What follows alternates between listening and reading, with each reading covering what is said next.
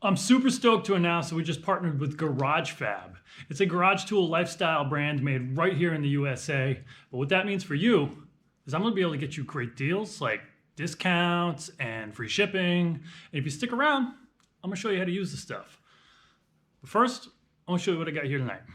This is a 36 by 36 flat pack weld table and fixture kit. The whole table's got 5/8 holes, 2 inches on center, and we're gonna put this thing together right here tonight. So I'm going to start with the actual top of the table. We've got 4 sides and 10 center ribs, and they just sort of link and log together, and I'll show you how this goes. These are the legs. There's a couple more braces that'll go in after that's assembled. And I determined that by the double notches here, and you can see the same double notch on these. So we'll get all of these started.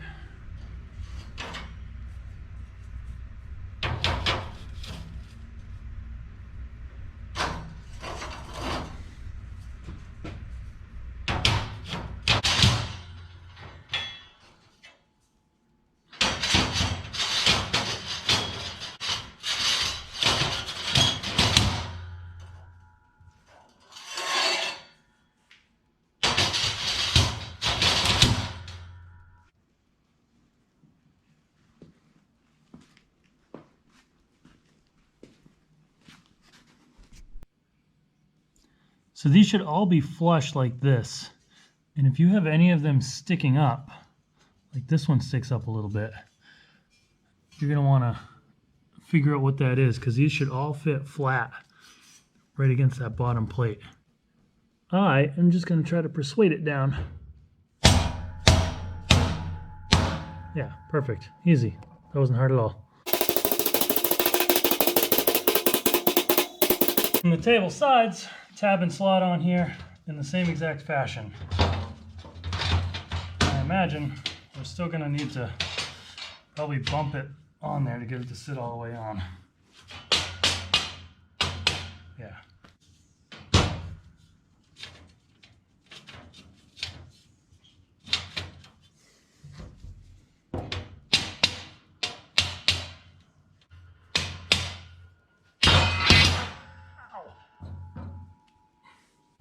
So I'd hold one of these up, tap it on, hold the other one up, and as I tap it on, this one would fall off, and I chased it all the way around in a circle. So I'm just going to tack these to the tabletop, and then we'll put these on after. I don't think there's going to be any problems with that.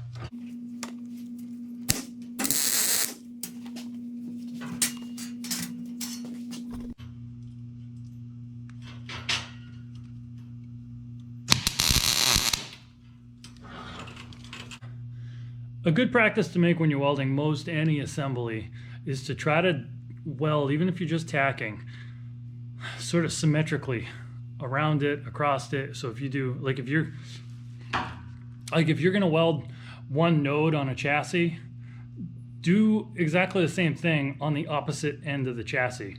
You know, like do a left side B-pillar node and then run over and do a right side B-pillar node exactly the same, because no matter what, it's gonna pull a little bit. And you want it to pull in, you know, pull equally so that at least it's symmetrical. This fits really tight in here, and I don't think we're gonna have any problems with warpage on here, you know, especially I'm gonna put small welds and stuff. But yeah, we're gonna tack all this together. I'm gonna tack the sides on, and then we're gonna flip it over, put some legs on it.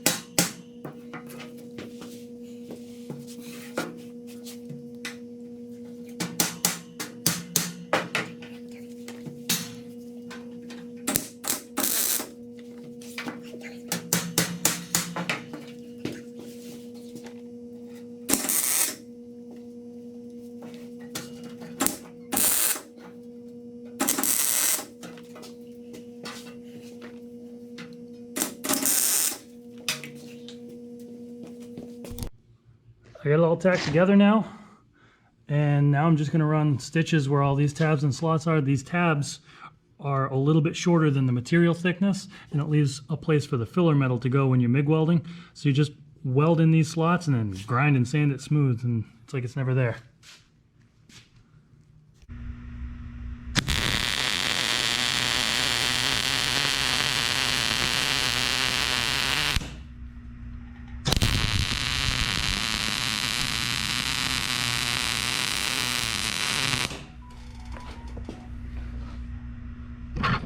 Oh, you pipeline welders are going to be mad that I did a vertical down pass, but I don't care. Fight about it on the internet.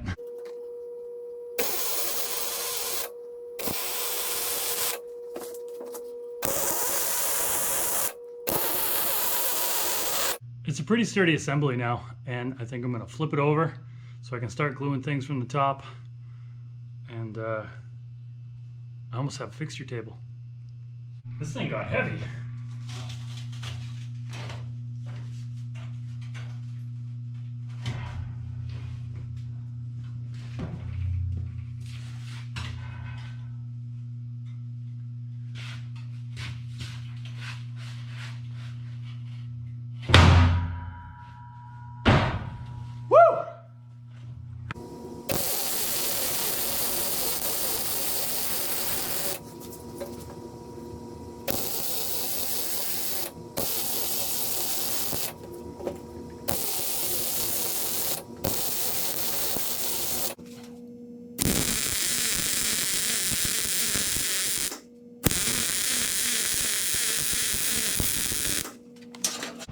I was originally going to build these welds up really tall to make sure I had no low spots. I could grind it down flush and then sand it smooth and it would totally disappear. But as I started doing this, I just added up how many hours of work that was in sanding, and I just wasn't into it because it's really kind of unnecessary. It's just for cosmetics. So some of the weld is going to be below the surface. I'm going to have little low spots in the table, but it's not going to affect anything I'm ever going to do on this table. So I'm just going to weld up all of these little tabs and slots, and then I'll still do the same process, but be less picky about the overall results of, the cosmetics of the table. Now that's all welded together, we'll flip it over. We're actually going to build the legs so we can have a table and not just this big block full of holes.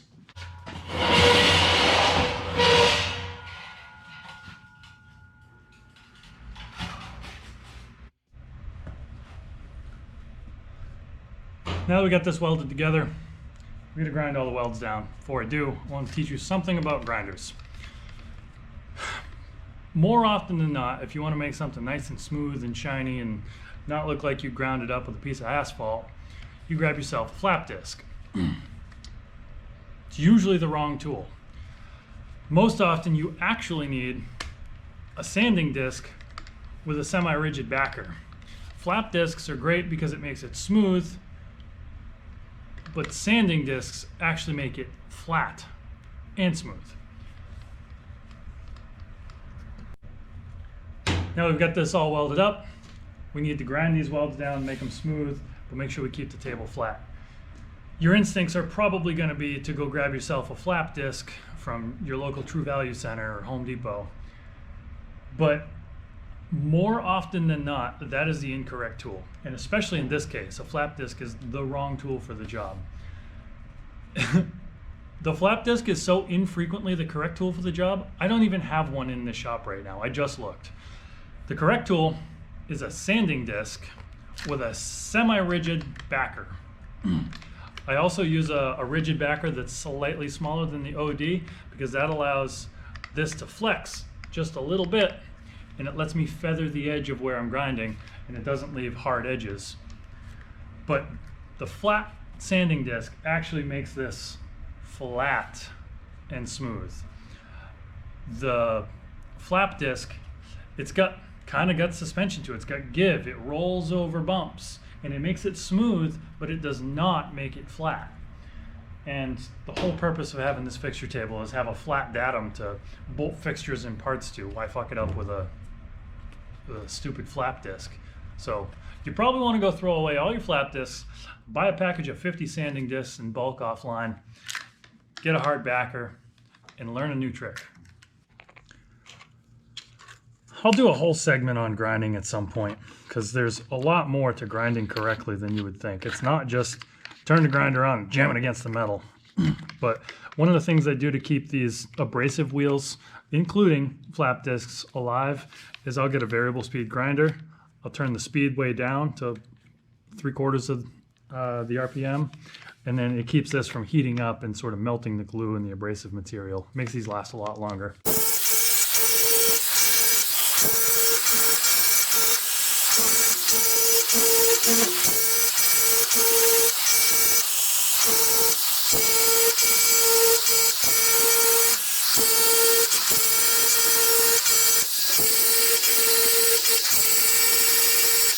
So the mill scale on this material is extremely hard, and the sandpaper actually has trouble cutting through it. And you can see here, I cut through in a couple little scratches, but it really only grinds the weld because the weld is a lot softer than this mill scale.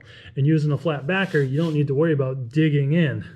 So you end up with a perfectly flat thing, almost as good as a machine surface. Now we can flip it over and put the legs on it and turn it into a real table.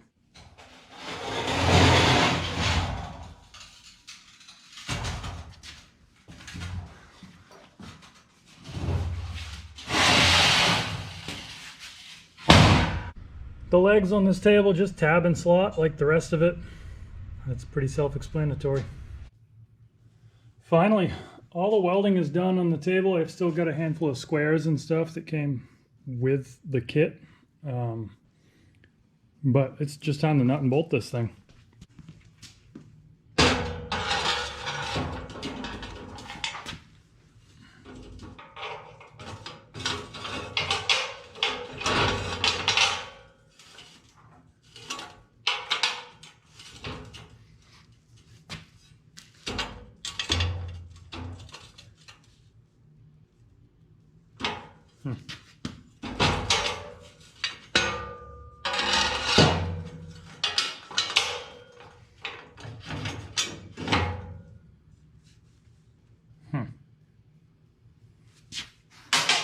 You know what I did? These things, these legs go on the inside. But you can't put a tack weld down on the inside corner like I did. I'm a bit of a dummy, but that's not the end of the world.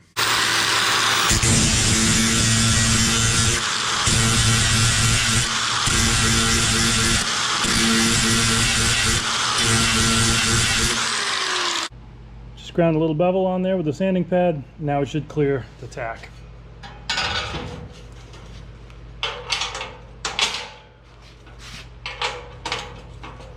Sometimes you gotta learn the lessons the hard way.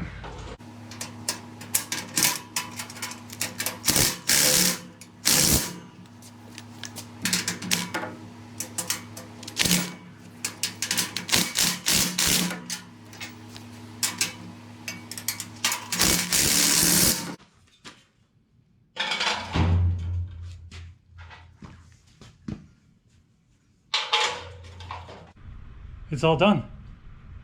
Ish. It's not done. I still gotta put the strapping on. It goes from side to side. Damn it, I thought I was done.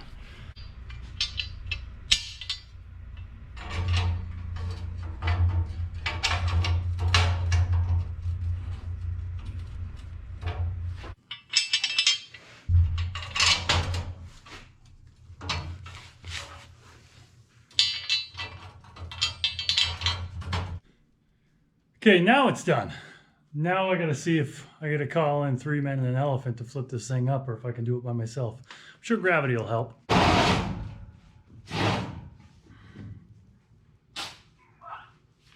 Whew.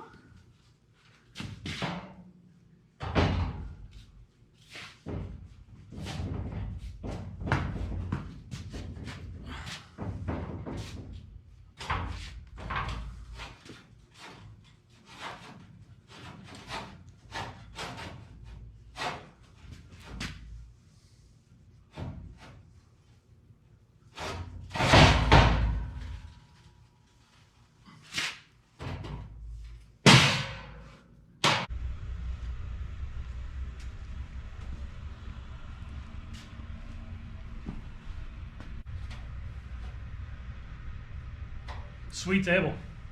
I'm a fan. It didn't take a lot to put it together. You know, it's going to be a long afternoon to assemble this yourself, but it's not rocket appliances. And you know, you get a few hours of assembly, welding it together, nut and bolt. It's all water under the fridge. I'm pretty happy with this. Plus, it's expandable. You can just bolt these together, and it keeps the 2 inches on center.